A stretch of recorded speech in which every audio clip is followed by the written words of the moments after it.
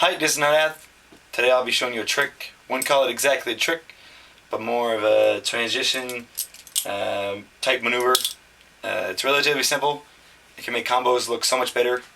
It can pretty much link any trick to any other trick in general. And so here it is. It doesn't have a start. It's kind of a loop.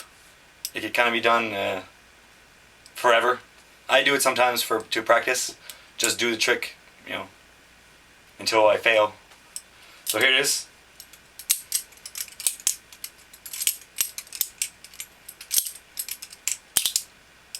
So it's pretty simple.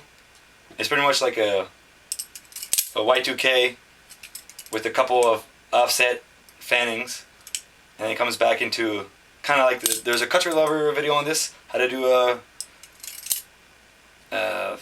finger rollover. So I'll show different angles and slow it down. But the first, if you want to start by the Y2K position, if you're familiar like this.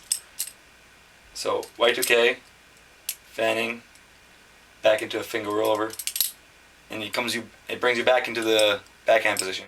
So I'm going to show you more angles, and it gives you some slow-mos, and show you some links and how it can be done. One last thing about this trick is that it can be done with both handles. Well, the start can be done with both handles. So I've shown it using the safe handle first, but it could also be used with the bite handle. Same principle. It's a different dynamic. I find it's easier to do it with the safe handle, but it could also be done with this handle.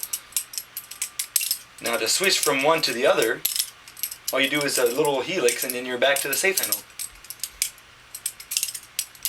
Helix, bite handle.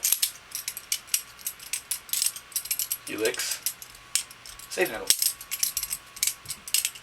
I fucked up there, but whatever. Anyways, yeah,